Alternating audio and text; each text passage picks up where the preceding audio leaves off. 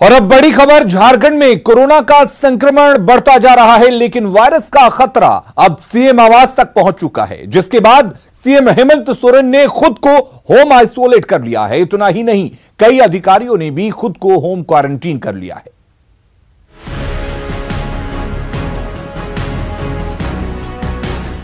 Corona virus का खतरा CM आवास तक पहुंच गया है। पीएचईडी मंत्री मिथिलेश ठाकुर और जेएमएम विधायक मथुरा महतो के कोरोना पॉजिटिव निकलने के बाद मुख्यमंत्री हेमंत सोरेन ने खुद को होम आइसोलेट कर लिया है। सीएम के साथ उनके प्रेस सलाहकार वरीय आप्त सचिव ने भी खुद को होम क्वारंटीन किया है। साथ ही प्रधान सचिव भी होम क्वारंटीन पर चले गए हैं। राज्य के पेयजल एवं स्वच्छता मंत्री मिथिलेश ठाकुर और विधायक मथुरा महतो के कोरोना पॉजिटिव निकलने के बाद सूबे के मुख्यमंत्री हेमंत सोरेन ने खुद को होम क्वारंटाइन कर लिया है।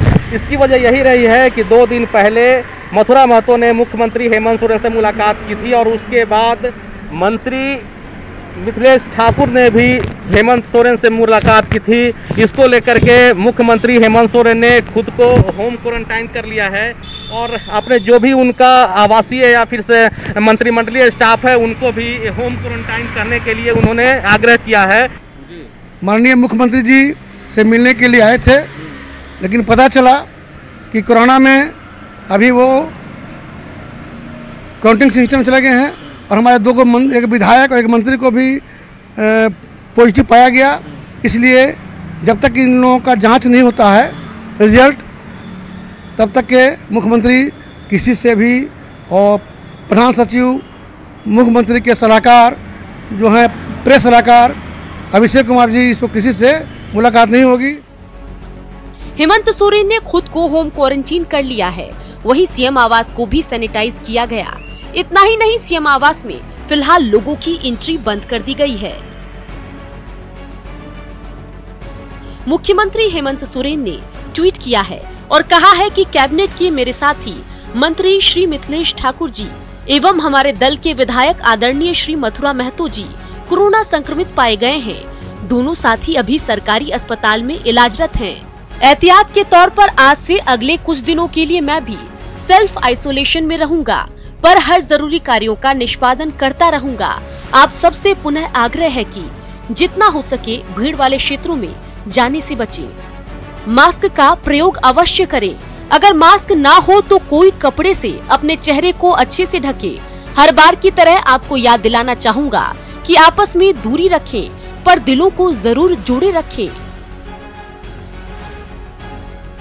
वहीं कोरोना पॉजिटिव आने के बाद पीएचईडी मंत्री मिथिलेश ठाकुर रिम्स में भर्ती हुए हैं, जहां उनकी स्थिति सामान्य है। तो स्थिति उनकी सामान्य है, पॉजिटिव है, तो उसके अनुसार डॉक्टरों ने उन्हें देख लिया है। देखने के बाद से जो भी सुझाव है उस सुझाव पर दवा और खान पान पर जो भी है वो सारा फॉलो हम लोग कर रहे हैं। झारखंड में कोरोना का संक्रमण तेजी से बढ़ रहा है। कल 179 नए मरीज मिले थे, साथ ही 2 मरीजों की मौत हुई थी। कोरोना का अटैक अब मंत्री, विधायक, पुलिस, पत्रकार पर भी होने लगा है। ऐसे में लापरवाही नहीं बल्कि ज्यादा सावधानी की जरूरत है। उपेंद्र कुमार, न्यूज़ 18, रांची। झारखंड में मैट्रिक का रिजल्ट जारी कर दिया गया है। इस साल 75% से ज्यादा परीक्षार्थी सफल हुए हैं। इस साल का रिजल्ट पिछले 5 सालों में सबसे अच्छा है। 50% से ज्यादा बच्चे फर्स्ट डिवीजन से पास हुए हैं, लेकिन टॉपर्स की लिस्ट बाद में जारी की जाएगी।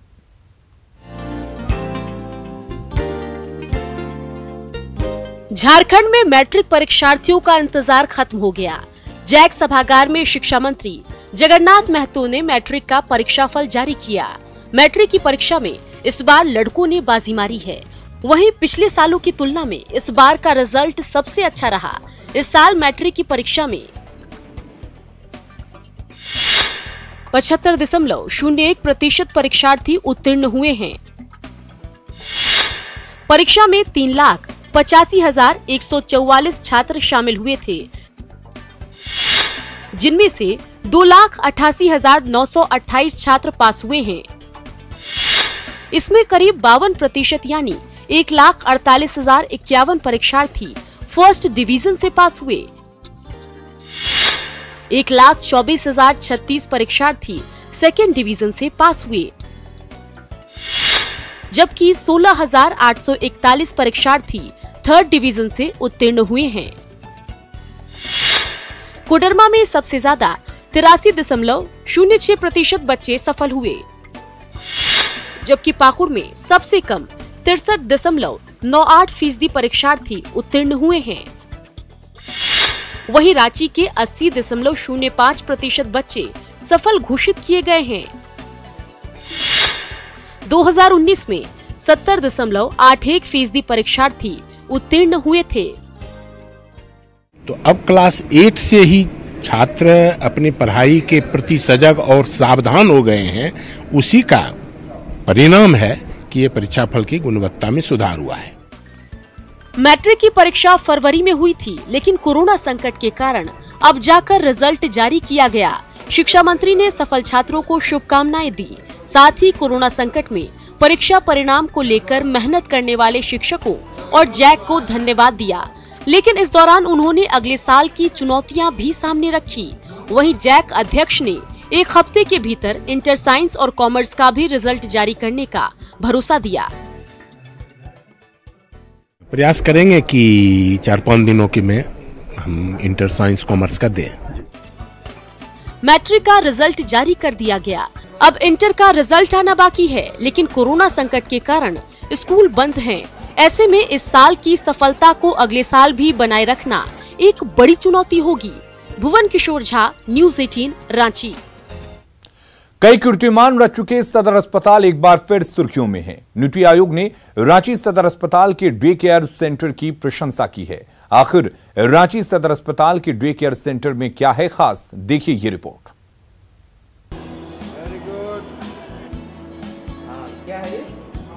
ये कोई प्लेग्राउंड नहीं, ना ही स्कूल है, और सौर मंडल के बारे में बताती ये कोई टीचर भी नहीं, बल्कि ये सदर अस्पताल के डे केयर सेंटर की नर्स हैं।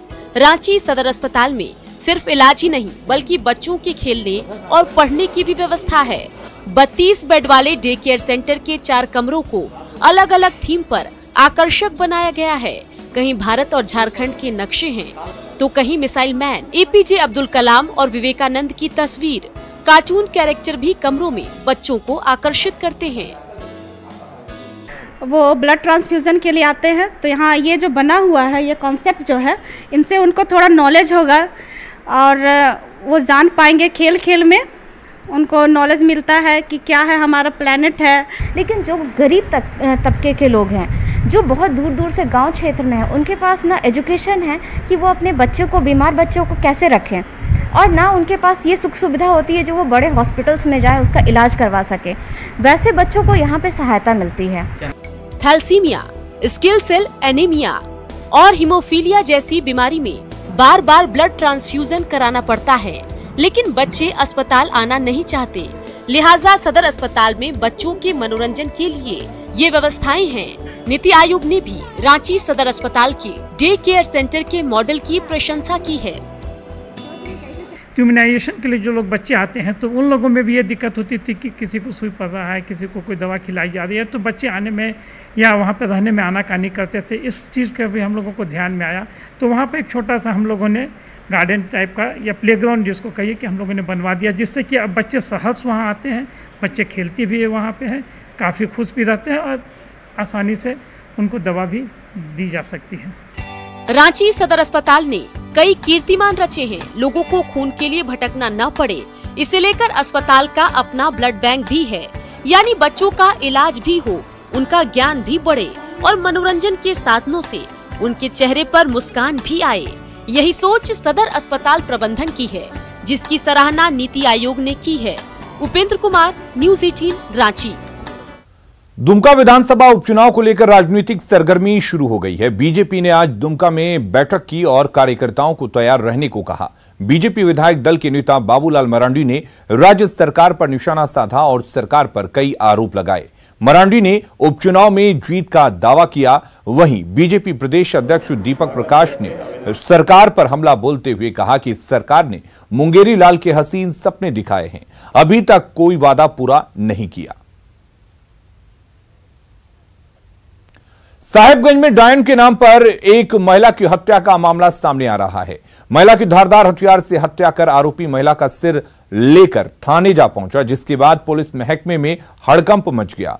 दरअसल आरोपी के बेटे की मौत हुई थी, जिसके बाद किसी ने अफवाह फैला दी कि महिला ने डायन किया है, जिसके बाद उसने ऐसी घटना को अंजाम दिया। फिलहाल पुलिस मामले की छानबीन में जुटी है।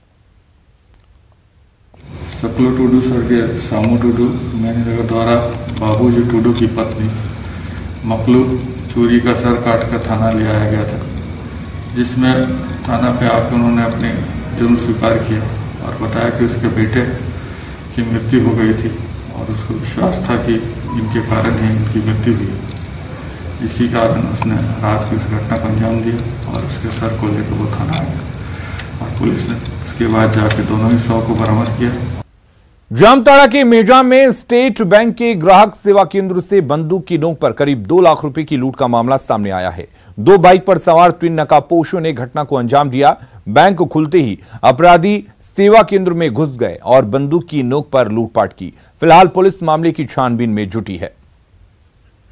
1:15 बजे करीब 3 अपराधकर्मी आए और मोटरसाइकिल लगाकर अंदर घुसकर 1,82,000 रुपया लेकर चले गए हैं।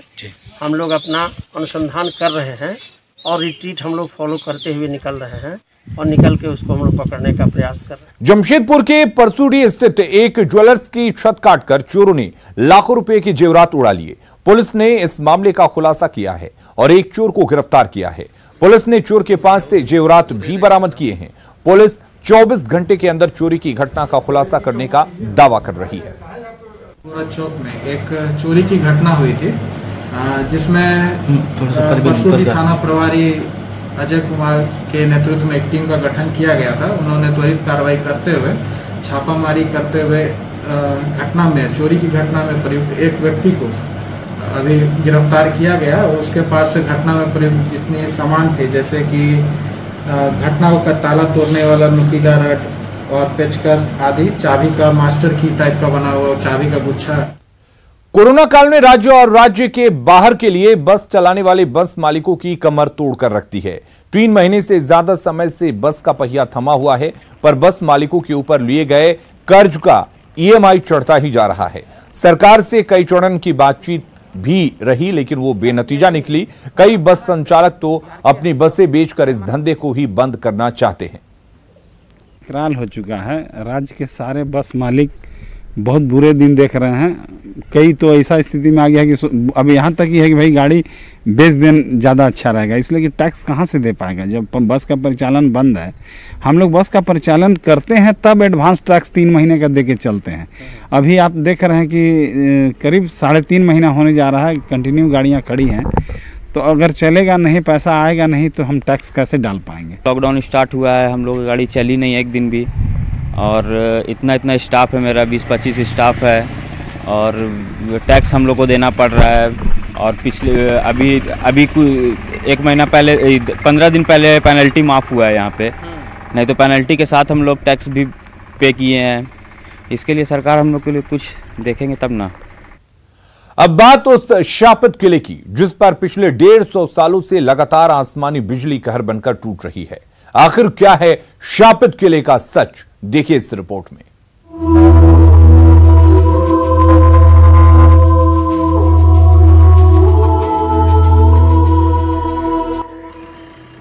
पेड़ों और झाड़ियों के बीच खंडहर में तब्दील इस किले की कभी अपनी पहचान थी। रांची से करीब 20 किलोमीटर दूर पिठोरिया स्थित इस किले को शापित किला कहा जाता था। स्थानीय लोगों का कहना है कि लालच में पड़कर जगतपाल सिंह ने 1857 के स्वतंत्रता संग्राम में अंग्रेजों का साथ दिया था। जगतपाल ने स्वतंत्रता सेनानी ठाकुर विश्वनाथ शाहदेव को पकड़वाया था, जिसके बाद जब ठाकुर विश्वनाथ को फांसी दी जा रही थी तब उन्होंने जगतपाल सिंह के वंश के नाश का श्राप दिया था। तब से ठाकुर जगतपाल के किले में लगातार बिजली गिरती है। असल में ये ठाकुर विश्वनाथ शाही को यहाँ पर भोज में बुलाकर अरेस्ट करवाया था और इनके गवाही पर ठाकुर विश्वनाथ शाही को शहीद चौक में कदम के पेड़ पर लटका दिया गया था। फांसी की सजा हो गई थी और उसकी माता और खुद सहदेव ने इनको श्राप दिया था कि तुम्हारे किला में हमेशा हर साल वज्रपात होगा और तुम्हारा घर में दिया जलाने वाला कोई नहीं रहेगा। 180 साल पुराना ये किला आज खंडहर में तब्दील हो गया है। जगतपाल सिंह का वंश समाप्त हो चुका है। लोग इसे श्राप का प्रभाव मानते हैं, लेकिन भूगर्भ वैज्ञानिक इससे इत्तेफाक नहीं रखते। लेकिन ये जो किला जो है आपका, ये काफी ऊंचा स्थान पर होगा जब ये बना होगा अपने वैभव काल में, क्योंकि उस वक्त ये अकेला किला था ये जगतपाल सिंह का। तो नेचुरली की बिजली उस पर गिरेगा। पहले जो हम लोग होता था ना, तड़ित चालत लगाना, ये सब लगाना 150-200 साल पहले बहुत लोग नहीं जानते थे। पिठोरिया के शापित किले की सच्चाई क्या है, सबके अपने अपने तर्क हैं। आज किले के आसपास घनी आबादी है, कई बड़े और ऊंचे मकान बन गए हैं, लेकिन आसमानी कहर सिर्फ उसी किले पर क्यों गिरता है, इसका जवाब वैज्ञानिकों के पास भी नहीं है। उपेंद्र कुमार, न्यूज़ 18 रांची। और इस बुलेटिन में फिलहाल के लिए इतना ही, लेकिन खबरों का सिलसिला लगातार जारी है। बने रहिए हमारे साथ।